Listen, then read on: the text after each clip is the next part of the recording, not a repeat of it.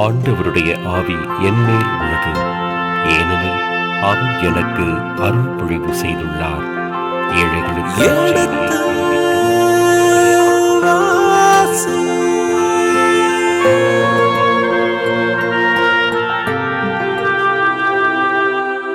எடுத்து வாசி.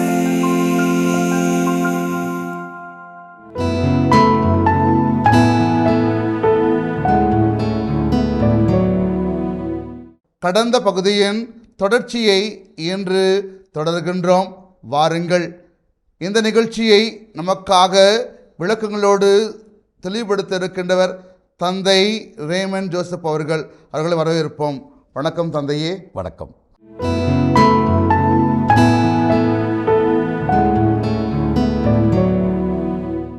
ஆனால் அவர்கள் லாகேஷுக்கு ஆள் அனுப்பி அவனை அங்கு கொலை செய்தார்கள். எனவே அங்கு கொலை செய்தார்கள் என்ற செய்திதான் இருக்கிறது. ஆனால் எத்தனை ஆண்டுகள் கழித்து கொலை செய்தார்கள், எத்தனை ஆண்டுகள் கழித்து இவன் எருசலேமிலிருந்து ஓடினான் என்கிற செய்திகள் எல்லாம் இல்லை. ஆனால் என்ன நிகழ்ந்தது என்றால் 786க்கு மேல் யார் அரசனாக இல்லை? அமத்சியா அரசனாக இல்லை. ஒருவேளை எருசலேமில் தங்கியிருக்கலாம், இவர்கள் சூழ்ச்சி செய்து இவனை கொலை செய்ய தேடி இருக்கலாம், இவன் லாகேஷுக்கு தப்பி ஓடி இருக்கலாம். இது 86லே நிகழ்ந்ததா அல்லது இன்னும் நாள் கழித்து நிகழ்ந்ததா தெரியாது. ஆனால் என்ன நிகழ்ந்தது? இவனுடைய அந்த வெளியேறுவதற்கு முன்னாலேயே இவனுடைய மகன், அதாவது 86லேயே 86லிருந்து 83 வரை இவன் ஆட்சி செய்கிறான். 786லிருந்து 783 வரை அவன் மீண்டும் இங்கே நகருக்கு திரும்பி வந்து அரசனாக இருக்கிறான். 3 ஆண்டுகள் தான் ஆட்சி செய்கிறான். அதன் பிறகு அவனால் ஆட்சி செய்ய முடியவில்லை.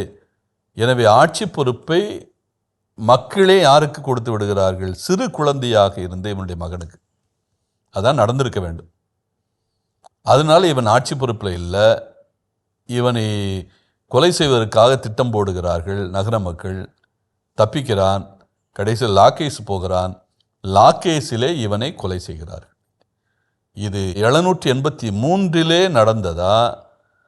நடக்க வாய்ப்பில்லை. அவன் லாகேஷுக்கு தப்பி ஓடியது பின்னால் தான் ஓடி இருக்கணும். ஆனால் ஓடின உடனேயே அங்கேயே அவனை என்ன செய்கிறார்கள்? ஆட்களை அனுப்பி கொலை செய்கிறார்கள். இது கொலை செய்தது எப்போ நடக்கிறது? 871 கொலை செய்து நடக்கிறது.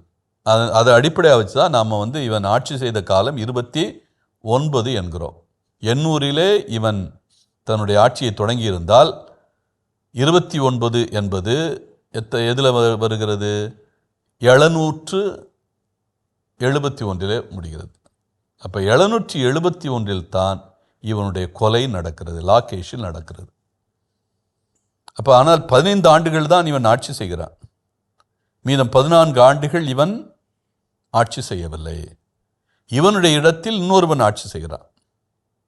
அவன் யார்? நிச்சயமாக அவனுடைய மகனாகத்தான் இருக்கும். அவனுக்கு எத்தனை வயசு? அவன் எத்தனை வயதில் ஆட்சி பொறுப்பை ஏற்றான்? ஆனால் ஒன்று மட்டும் நிச்சயம், இவன் 29 ஆண்டுகள் வாழ்ந்திருக்கிறான். நம்ம ஏற்கனவே 14ஆம் அதிகாரம் 2ஆம் வசனத்தில் பார்த்தோம்.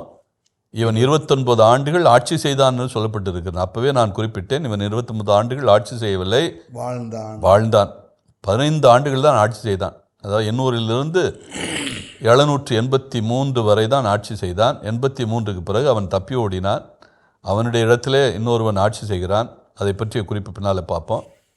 ஆனால் தப்பியோடிய பிறகு இவன் கொலை செய்யப்படுவது லாகேஷிலே, தெற்கே இருக்கிற அரண்சூல் நகரிலே 771. அப்போ இந்த 29 ஆண்டுகள் கணக்கு சரியாக வருவது மட்டுமல்ல, இன்னொரு கணக்கும் சரியாக வருகிறது. என்ன கணக்கு என்றால் அது பின்னாலே வருகிறது. யோவாசு அரசன் இறந்த 15ஆம் ஆண்டில் இவன் கொலை செய்யப்படுகிறான். வாசியுங்கள். அவனது சடலத்தை குதிரைகளின் மேல் ஏற்றி கொண்டு வந்தார்கள். அவன் தன் மூதாதையருடன் எருசலேமில் தாவீதின் நகரில் அடக்கம் செய்யப்பட்டான். அவனுடைய சடலத்தை குதிரைகளின் மேல் ஏற்றுக்கொண்டு வந்தார்கள். அதாவது வேறு வழி இல்லை, குதிரைகளில் தான் ஏற்றுக்கொண்டு வர வேண்டும். எனவே குதிரைகளில் ஏற்றுக்கொண்டு வந்தார்கள். இல்லைன்னா இன்னொரு இடத்துல இருந்திருக்கிறான். ஆனால் அடக்கம் செய்யப்பட வேண்டியது எங்கே? லாக்கீஸில் அடக்கம் செய்யப்பட முடியாது. அரசர்களை எங்கு தான் அடக்கம் செய்ய வேண்டும்? தாவீது, அவங்களுடைய தாவீது நகர் மட்டுமில்லை, எருசலேமில் கூட அடக்கம் செய்திருக்கிறார்கள். இவனை தாவீது நகரில் அடக்கம் செய்கிறார்கள். இதில் அந்த வடநாட்ட மன்னனாகிய அவன் தன் மூதாதையரோடு துயில் கொண்டான் என்ற அந்த செய்தி இல்லை. நான் ஏற்கனவே சொன்னேன், மூதாதையோடு துயில் கொள்ளுதல் என்றால் என்ன பொருள்? இயல்பாக மரணம் அடைந்தான் என்று பொருள். வெளியத்தில் எந்த பகுதியில் மூதாதையரோடு துயில் கொண்டான் என்று வருகிறதோ அது இயல்பான மரணம். இங்கே சொல்லப்படும் மூதாதையருடன் எருசலேமில் தாவீது நகரில் அடக்கம் செய்யப்பட்டான். ஆனால் இவனா போய் துயில் கொள்ளவில்லை, அடக்கம் செய்யப்பட்டான். அவன் எங்கேயோ செத்தான், அவனை தூக்கி கொண்டு இங்கே புதைச்சாங்க, அவ்வளோதான். அதனால் புதைக்கப்பட்ட இடம்தான் இதே ஒழிய அவன் இறந்த இடம் எருசலேமில் அல்ல. அவன் இறந்த இடம் எருசலேமில் இருந்திருந்தால், அவன் இயல்பிலே இறந்திருந்தால் என்ன செய்தி வந்திருக்கும்? இவன் தன் மூதாதையரோடு துயில் கொண்டான் என்ற செய்தி வந்திருக்கும். இவன் கொலை செய்யப்பட்டதால், எங்கோ ஒரு இடத்தில் கொலை செய்யப்பட்டதால் இந்த செய்தி வரவில்லை. தொடர்ந்து, பின்னர் யூதாவின் மக்கள் எல்லோரும் 16 வயதினனாய் இருந்த அசாரியாவை தேர்ந்தெடுத்து அவனை அவன் தந்தை அமத்சியாவுக்கு பதிலாக அரசனாக்கினர். 16 வயதினனாக இருந்த அசரியாவை தேர்ந்தெடுத்து. அப்போ அசரியா நம்ம ஆட்சி பொறுப்பேற்றது 783. ஆனால் இந்த அமத்சியா இறந்தது 771. இது எதை சொல்லுகிறது என்றால், அமத்சியா பாதியிலே ஆட்சி பொறுப்பை விட்டுவிட்டு ஓடிவிட்டான். உடனே இவர்கள் 16 வயதான அமத்சியாவுடைய மகன் அசரியாவை ஆட்சி பொறுப்புக்கு கொண்டு வந்து விடுகிறார்கள். ஆனால் இவன் அரசன்தான். யாரு? அமத்சியா அரசனாகத்தான், இறக்கிறது வரை அவன் அரசன்தான், அந்த அரச பதவியில் தான் இருக்கிறான். ஆனால் அவன் அந்த பொறுப்பில் இல்லை, அரசனாக இருக்கிறான். ஆனால் பொறுப்பு யார்கிட்ட இருக்கு? 16 வயதான அவனுடைய மகன் அசரியாவிடத்தில் இருக்கிறது. அதனால தான் நம்ம அசரியாவை பற்றி குறிப்பு சொல்லுகிற போது அவன் 783 அரசனாகிவிட்டான். இப்போ 783 யாருடைய அரச பதவி பறிக்கப்படுகிறது? மக்களால். அதற்கு பதிலாக யார் பொறுப்பேற்பது?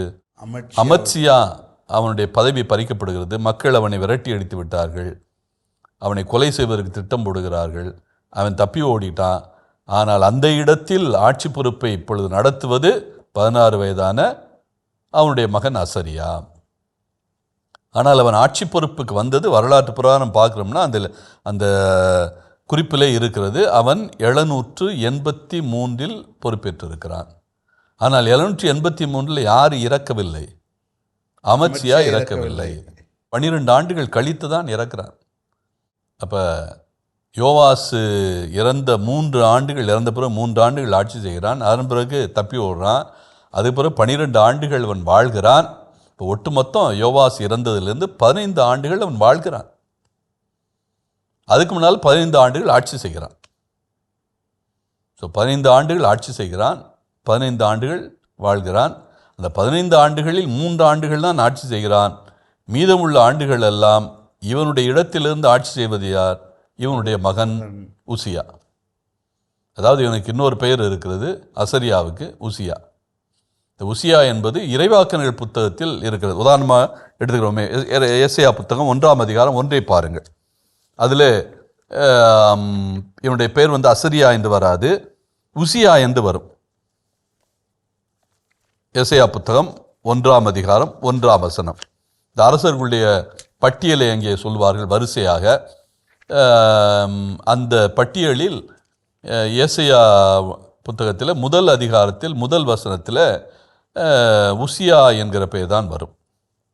வாசியுங்கள். உசியா, யோத்தாம், ஆகாசு, எசேக்கியா என்போர் யூதா நாட்டின் அரசர்களாயிருந்த காலத்தில் ஏசையா இறைவாக்கினராக பணியாற்றினார் என்கிற அந்த செய்தியை சொல்வதற்கு அரசர்கள் யார் யார் இருந்தார்கள் என்கிற அந்த பட்டியல். உசியா, அந்த உசியா என்பது யார்? அவன் தான் அசரியா. இதுக்கு எங்கே ஆதாரம் இருக்கிறது? 2 அரசர்கள் புத்தகம் 14ஆம் அதிகாரத்தில் இருக்கிற அந்த 21ஆம் வசனத்தில் இருக்கிற அடிக்குறிப்பு. பின்னர் யூதாவின் மக்கள் எல்லாரும் 16 வயதினராக இருந்த அசரியாவை தேர்ந்தெடுத்து, அங்கே பாருங்க ஒரு குறிப்பு இருக்கிறது, நட்சத்திர அந்த குறிப்பு இருக்கிறது. கீழே உசியா என்று மறுபெயர் அவனுக்கு இருந்தது. அப்போ அசரியா என்கிற பெயரோடு இந்த அரசனுக்கு 16 வயது கொண்ட அந்த அரசனுக்கு என்ன பெயரும் இருந்தது? உசியா என்கிற பெயரும் இருந்திருக்கிறது. தொடர்ந்து அமட்சியா தம் மூதாதையரோடு துயில் கொண்ட பின் அசரியா ஏலத்து நகரை மீண்டும் உருவாக்கி யூதாவுடன் இணைத்து கொண்டான். அமத்சியா இறந்த பிறகு அசரியா ஏலாத்து, அதாவது ஏலாத்து என்பது என்னென்னா நம்ம அக்காபா வளைகுடா என்று சொல்லுவோம். செங்கடலினுடைய வட கிழக்கு பகுதி, அதாவது செங்கடலுக்கு 2 கிளைகள் இருக்கிறது. ஒன்று அக்காபா வளைகுடா என்று கிழக்கு பகுதியில் இருக்கிறது, வடகிழக்கு என்று கூட அதை சொல்லலாம். இன்னொன்று தென்மேற்கு என்று கூட சொல்லலாம். தென்மேற்கு பகுதியில் சூயஸ் வளைகுடா. இந்த 2 கிளைகளும் இறக்கைகள் போல செங்கடலுக்கு இருக்கும். கவட்டை மாதிரி இருக்கும் செங்கடல். அந்த கவட்டை பகுதி அதனுடைய நிலப்பகுதி தான் நாம் சீனாய் பாலைவனம் அல்லது சீனாய் பெனின்சுலா என்று அழைப்போம். தீபகற்பம், சீனாய் தீபகற்பம் என்று அழைக்கப்படுகிறது. அந்த கவட்ட மாதிரி வருகிற பகுதியில் இருக்கிற அந்த நிலப்பகுதி, செங்குத்தாக இருக்கிற நிலப்பகுதி தான் சீனாய் மலைப்பகுதி. இது பாலஸ்தீன் நாட்டோடு இணைந்திருக்கும். அதுக்கு கீழே இருக்கிற அந்த நீர்ப்பகுதி அதான் செங்கடல். அதனுடைய ஒரு கிளை வடகிழக்கு இருக்கிற பகுதி அக்காபா வளைகுடா. அக்காபா வளைகுடா என்றால் அந்த அக்காபா என்கிற நகர் அங்கே இருக்கிறது. அதனுடைய நுனியிலே அக்காபா நகர் இன்றைக்கும் இருக்கிறது. அக்காபா நகர் கிழக்கே இருக்கிறது. மேற்க அந்த கிளையில் அந்த உச்சியில் இருக்கிற அந்த பகுதியிலேயே கிழக்கு பகுதியில் அக்காபா என்ற நகர் இருக்கிறது. மேற்கு பகுதியில் எல்லாத்து என்கிற நகர் இருக்கிறது. இப்போ எல்லாத்து இஸ்ரேலுக்கு சொந்தமாக இருக்கிறது, அக்காபா யோர்தானுக்கு சொந்தமாக இருக்கிறது. இது மிகப்பெரிய துறைமுகம். 2மே மிகப்பெரிய துறைமுகம். இன்றைக்கும் மிகப்பெரிய துறைமுகம், அன்றைக்கும் மிகப்பெரிய துறைமுகம். சாலமோனுக்கு நிறைய வியாபாரங்கள் எல்லாம் இந்த 2 நகர்களிலும் நடந்திருக்கிறது. அக்காபாவில் நடந்திருக்கிறது, எல்லாத்திலும் நடந்திருக்கிறது. சிரியர்கள், அத்தோடு சேர்ந்து அம்மோனியர்கள், அதற்கு பிறகு ஏதோமியர்கள், இவர்களுடைய முக்கியமான ஒரு துறைமுகம் இந்த அக்காபா. இஸ்ராயலர்களுக்கு இந்த எல்லாத்து. இந்த எல்லாத்தை கைப்பற்றி விட்டு முழுக்க ஒரு நகரம் கைப்பற்றப்படுகிறது என்றால் அது அழிபடும். அதை மீண்டும் கட்டி எழுப்புகிறான் என்கிற செய்தி தான் இங்கே சுட்டி காட்டப்படுகிறது. எல்லாத்து என்பது மிக முக்கியமான ஒரு துறைமுகர். அந்த நகரை இவன் பிடித்து, ஒருவேளை யாரிடமிருந்து பிடித்திருக்கலாம்? நிச்சயமாக மீதியானர்களிடமிருந்து பிடித்திருக்கலாம். ஏன்னால் அதுதான் அவங்களுக்கு அருகில் இருக்கிறது. அல்லது எகிப்தியர்களிடமிருந்து பிடித்திருக்கலாம். அல்லது ஏற்கனவே சிரியர்கள் அதை பிடித்திருக்கலாம். இந்த 3 வாய்ப்புகள் தான் இருக்கிறது. சிரியர்கள் பிடித்திருக்கலாம், எகிப்தியர்கள் பிடித்திருக்கலாம், அல்லது மீதியானர்கள் பிடித்திருக்கலாம். எனவே யாரோ ஒருவிடத்திலிருந்து நகரை பிடித்து அதை என்ன பண்ணுறான்? வைத்திருக்கிறான். ஏனென்றால் இவனுடைய தந்தையும் சில பகுதிகளை தன் கைக்குள் வச்சிருக்கிறார். நம்ம ஏற்கனவே சொன்னால் இவர் எங்கே போடுறாரு? கீழே இருக்கிற லாகேஷுக்கு ஓடி போகிறார். இப்போ இவருக்கும் சாதகமான ஆட்கள் இருப்பாங்க, இவருக்கும் ஆதரவு கொடுக்கிற நபர்கள் இருப்பார்கள். அப்போ அவர்கள் இருக்கிற சில பகுதிகளை இவர் தந்தை வச்சிருக்கிறார். அதுதான் தந்தையினுடைய பகுதியாக இருக்கிறனால அதுதான் யூதா என்று அழைக்கப்படுகிறது. என்றால் இவரை அரசனாக நியமித்தவர்கள் எருசலேமை சேர்ந்தவர்கள் மட்டும்தான். இப்போ தந்தைக்கு சாதகமாக அமத்சியாவுக்கு சாதகமாக இருக்கிறவர்கள் ஒருவேளை கிராம பகுதியில் இருக்கலாம். இப்போ இவர் என்ன பண்ணுறாரு, எல்லாத்தினுடைய பகுதியை இவருடைய கண்ட்ரோலில் வச்சிருக்கிறாரு. இவருடைய தந்தை இறந்த பிறகு அந்த பகுதியையும் சேர்த்து இப்போ யூதா பகுதி முழுவதும் யாருக்கு வந்து விடுகிறது?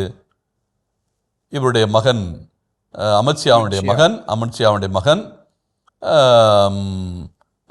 அசரியாவுக்கு பொறுப்புக்கு வந்திருக்கிறது. இப்போ அசரியா வந்து முழுக்க தென்னாட்டினுடைய பொறுப்பை கைப்பற்றுவது எப்போ? அமத்சியா இறந்த பிறகுதான்.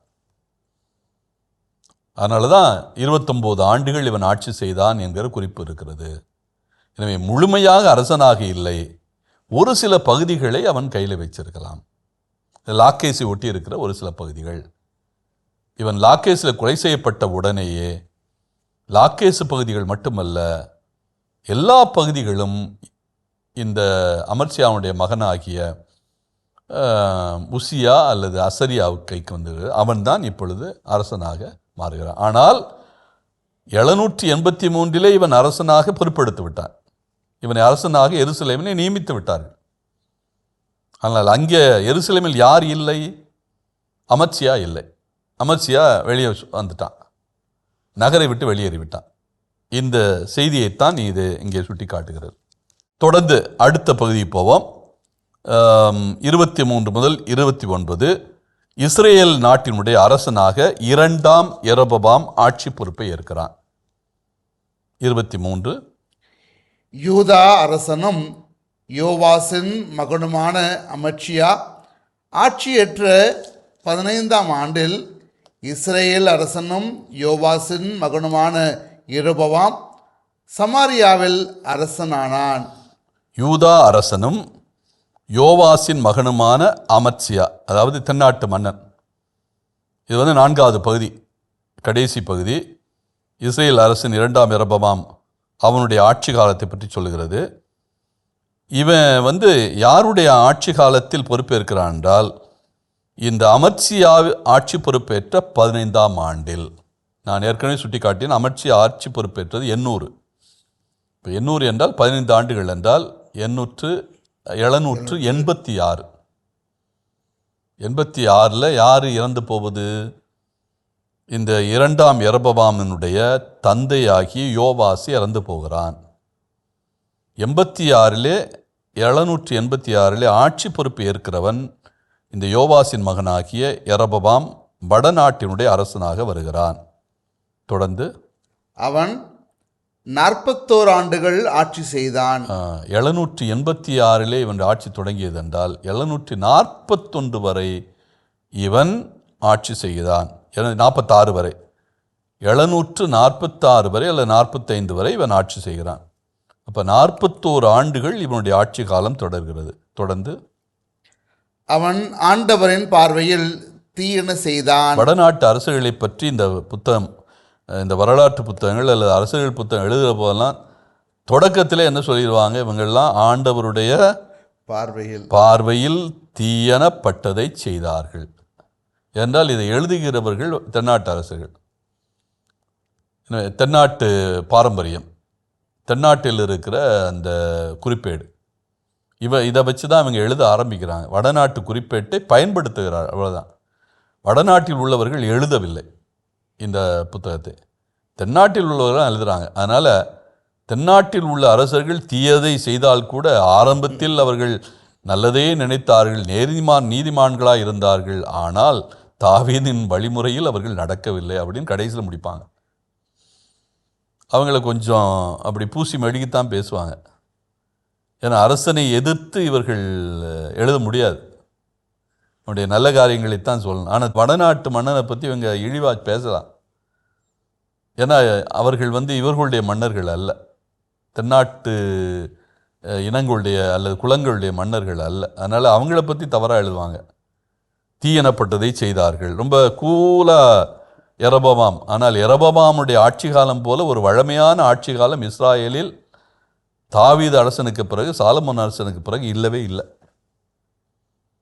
வரலாற்று புத்தகங்களை நாம் எடுத்துக்கொண்டோம் என்றால் அகழ்வாராய்ச்சி முதற்கொண்ட எல்லாமே என்ன சொல்லும்னா, 2ஆம் யெரொபெயாமுடைய 41 ஆண்டு என்பது பொற்காலம்தான். அதான் வரலாறு. அகழ்வாராய்ச்சி அந்த காலங்களில் இந்த இவன் ஆட்சி செய்த காலங்களில் நகரங்கள் எல்லாம் பெரிய பெரிய நகரங்களாக இருக்கிறது, எல்லாம் பெரிய பெரிய நகரங்களாக இருக்கிறது. ஆனால் தென்னாட்டு மக்களை பொறுத்த மட்டில், எழுத்தர்களை பொறுத்த மட்டில், அவன் ஆண்டவரின் பார்வையில் தீயன செய்தான். அவன் இஸ்ரவேலை பாவத்திற்கு உள்ளாக்கிய நேபாட்டின் மகன் யெரொபெயாமின் பாவ வழியை விட்டு அகலவில்லை. இதே வார்த்தை தான் வடநாட்டில் இருக்கிற எல்லா அரசர்களுக்கும் இதுவரை நாம் பார்த்த அரசர். முதலாம் யெரொபெயாமிலிருந்து ஆரம்பித்து அவனுடைய மகன் நாதாப்பு, அதற்கு பிறகு பாசாவுடைய மகன் ஏலாவுக்கு பிறகு 7 நாட்கள் மட்டும் ஆட்சி செய்த சிம்ரிக்கு பிறகு திப்னின்னு ஒருத்தன், அவன் பாதி பகுதியைத்தான் ஆட்சி செய்தான். நம்ம அமத்சியா மாதிரி பாதி பகுதி ஆட்சி, மீதி பகுதியை பூரா ஓம்ரி தான் ஆட்சி செய்தான். ஓம்ரிக்கு பிறகு அவனுடைய மகன் ஆகாப்புக்கு பிறகு அவனுடைய மகன் அகசியாவுக்கு பிறகு அவனுடைய மகன் யோராமுக்கு பிறகு யோராமுடைய மகன் யோகாவாசுக்கு பிறகு யோவாசுடைய மகன் யோவாசு. இப்போ யோவாசுக்கு பிறகு அவனுடைய மகன் 2ஆம் யெரொபெயாம். இப்படி நாம் பார்த்த அத்தனை அரசர்களும் நீங்கள் கடைசியில் பார்த்தீங்கன்னா அவன் முதலாம் யெரொபெயாமுடைய தவறான வழிகளிலேயே மக்களை வழிநடத்தான். அவன் என்ன தப்பு செஞ்சான்? அவன் பொற்கன்று குட்டிகளை நாட்டினுடைய வட எல்லையிலும் தென் எல்லையிலும் வச்சான். வட எல்லையாகிய தானிலும் தென் எல்லையாகிய பெத்தேலிலும் போர்க்கன்றுக்குட்டிகளை வைத்து வழிபட்டான். தொழுகை மேடுகளை உருவாக்கினான். ஏனென்றால் எருசலேமிற்கு அவன் யாரையும் போக அனுமதிக்கவில்லை. அதனால் ஒரு வாகனமாகத்தான் பொற்கன்றுக்குட்டியை வைத்தான், யாவேயினுடைய வாகனமாக. கடைசியில் என்ன ஆனது? அந்த வாகனமே யாவேயாக மாறிவிட்டது, அதாவது எலோகிமாக மாறிவிட்டது. தென்னாட்டில் தான் கடவுளை யாவே என்று அழைப்பார்கள், வடநாட்டில் கடவுளை எலோகிம் என்று அழைப்பார்கள், கடவுள்களே என்று அழைப்பார்கள். எலோகிம் என்றால் எல் என்றால் கடவுள், எலோகிம் என்றால் கடவுள்கள் என்று பொருள். எனவே இந்த நிலையில் இந்த புதிய வழிபாட்டு முறையை அவன் கொண்டு வந்தனால இவனை தென்னாட்டில் உள்ளவர்கள் எல்லாம் முதலாம் யெரொபெயாமை திட்டி தீர்ப்பார்கள். எல்லா அரசர்களும் இந்த வழிபாட்டை ஊக்கப்படுத்தியதனால தென்னாட்டில் உள்ளவர்கள் எல்லாம் இது முதலாம் யெரொபெயாமினுடைய வழிமுறை என்று சுட்டி காட்டினார்கள். அந்த அடிப்படையில் தான் இவனுடைய ஆட்சி இங்கே எடை போடப்படுகிறது. எனவே நேபாட்டின் மகன் யெரொபெயாம் அவனுடைய பாவ வழியிலேயே இவன் சென்றான். யார் சென்றது? 2ஆம் யெரொபெயாம், யோவாசுடைய மகன் 2ஆம் யெரொபெயாம். இதன் தொடர்ச்சியை அடுத்த பகுதியிலே தொடர்வோம். அதுவரை இணைந்திருங்கள்.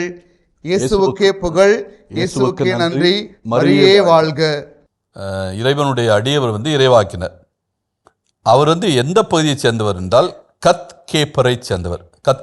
கெஃபார் என்று சொல்வார்கள் ஆங்கிலத்தில். காத் கெஃபார் 19ஆம் யோசுவா புத்தகம் 19ஆம் அதிகாரம் 13. இது செபுலோன் குலத்துக்கு சொந்தமான பகுதி.